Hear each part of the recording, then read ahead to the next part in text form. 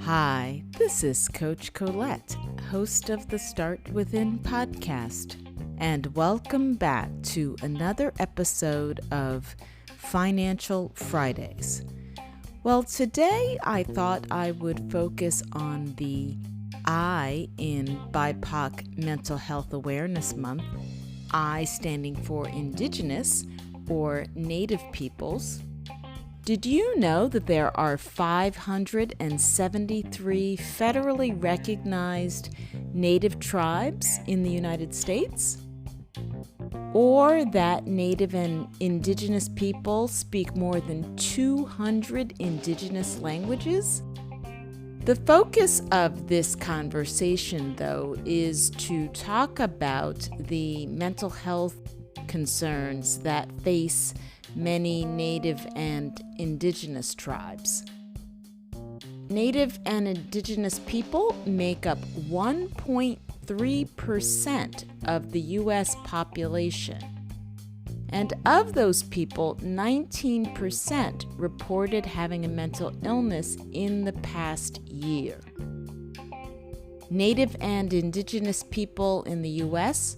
report experiencing serious psychological distress 2.5 times more than the general population within a month. One of the statistics that I found interesting in the Mental Health America website was that 19% of Native and Indigenous peoples reporting having mental illness is equivalent to about 827,000 people. They remarked that this number would be enough to fill every Major League Baseball stadium on the East Coast twice. And why this stuck out to me, because if you are aware that more than 12 Native American leaders and organizations recently sent a letter to the NFL commissioner calling for the league to force the Washington Redskins owner, Dan Snyder, to change the team name. And it's not just the Washington Redskins. There are a number of teams both in the NFL and in Major League Baseball, including the Cleveland Indians, that are using names that are racially insensitive symbols. Native Americans have been working and fighting on these issues for decades. With the recent protests and the nationwide debate on racism, many Native leaders have seen this as an opportunity to renew the call for these teams to get rid of these racial slurs in the names of their organizations. When we look at the mental health issues facing Native and Indigenous people, the lack of awareness about issues and services that are available, as well as a lack of programs and providers that are sensitive and aware of Native and Indigenous cultures, can prevent them from seeking out treatment. They are much more likely to seek help from a spiritual or a traditional healer than from other medical sources. And again, I've mentioned this before when it comes to BIPOC leaders and BIPOC culture, that having culturally responsive and culturally competent care is so crucial.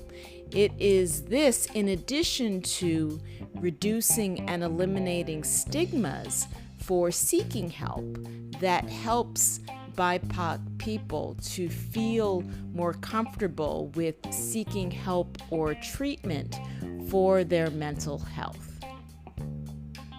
This is true because the concept of mental illness and the beliefs about why and how it develops have many different meanings and interpretations among Native and Indigenous people. So they may not express emotional distress in ways that other cultures may consider to be, quote, standard or, quote, normal. This doesn't mean that the issue does not exist. It just means that they may perceive it differently, may experience it differently, and may be seeking different ways to treat or heal their issues. Many Native and Indigenous tribes embrace a worldview that really looks at notions of connectedness with both the past and with ancestors, the oneness with nature, respecting the wisdom of elders, and having strong traditions around family bonds as well as spirits, which may be seen as protective factors when it comes to mental health and well-being. So this reinforces the fact that we as individuals and we as practitioners really need to become more aware of the differences in how we all perceive health, well-being, whether it's mental health or physical health. So those are my thoughts for now. Get ready and listen up to today's tip from Singh.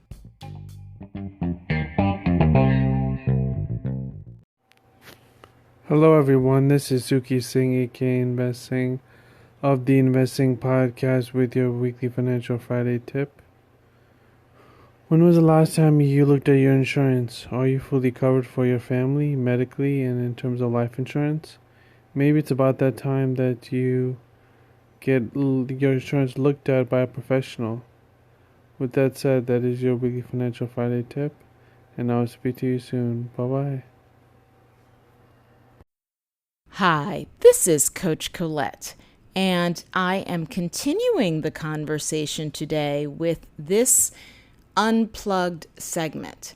And I have found that sometimes the unplugged segments are an opportunity for me to, quote, tell on myself, if you will.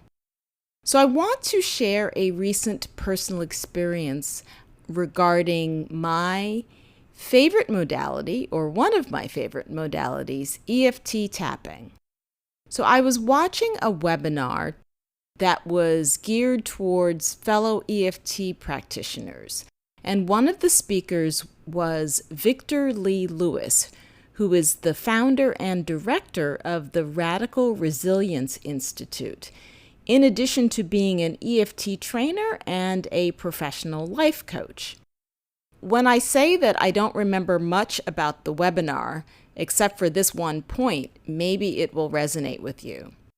At one point, he was talking about EFT tapping and how it can be helpful for healing, particularly in our times when we are having heightened conversations about systemic oppression, racism, and discrimination.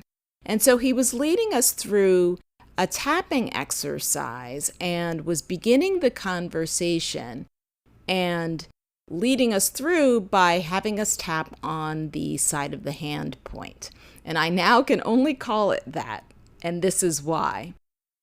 In the conversation, he started talking about the fact that that point, so if you think of either your left or your right hand, the point that runs parallel down your hand below your pinky. In, I would say, I don't know if it's called traditional, but original EFT tapping training, including the training that I received, this was referred to as the KC point.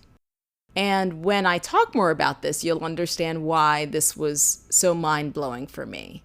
So if you may be aware, the KC point was referred to as the karate chop point. And he began to describe how when he was doing EFT tapping, that some Asian American people indicated that this term was offensive. And it was the minute that he said it that it was like light bulb went off, alarms went off in my brain. It was like mind blown. And I had this moment of thinking, oh my God, how could I not have realized that this term could be offensive? I had these thoughts of, oh my goodness, I hope that no one I ever had in a workshop or led a session with was offended by this term, because EFT tapping, that's what we're using for healing. It's not supposed to be a modality that actually triggers stressful or traumatic experiences. Since then, I now and always will refer to this as the side of the hand point.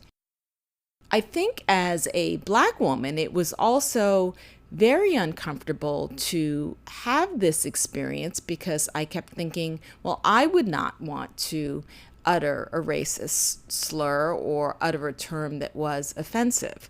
So I share this with you to know that we all can stand to have greater awareness of experiences beyond our own. And it behooves me as a practitioner to be more culturally competent in my work. And it behooves all of us as people, as humans, to be more culturally aware and culturally competent so that we can communicate with one another without inadvertently causing pain or stress or trauma. And so I did a little bit more research to find out that there really is no acupuncture or acupressure point on the side of the hand that is called KC. And KC is actually a term that was invented by Hollywood in the 1960s and 1970s. And if you think about it, in martial arts, the term for that area or for that move that you may have seen by people performing martial arts is actually called the knife hand.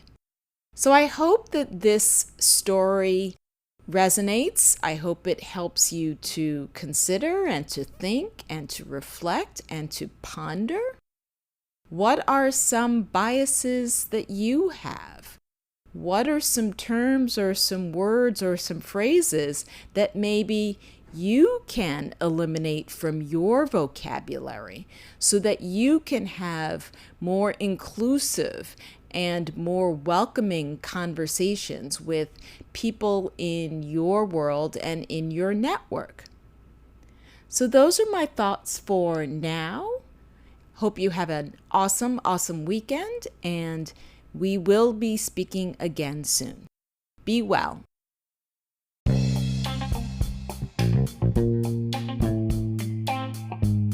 So what is your takeaway from this week's Financial Fridays segment? What might you do differently around your money and your mindset? For more financial advice, you can check out Suki's podcast, Invest Singh, where I also share tips on his Wellness Wednesdays segment. If you enjoyed this episode and haven't already subscribed, you can do so on Spotify, Apple Podcasts, or wherever you like to listen. You can also connect with me on Instagram at Coach_Colette for more inspiration on personal growth and wellness. Tune in next Friday for another episode and get ready to start within to finish strong.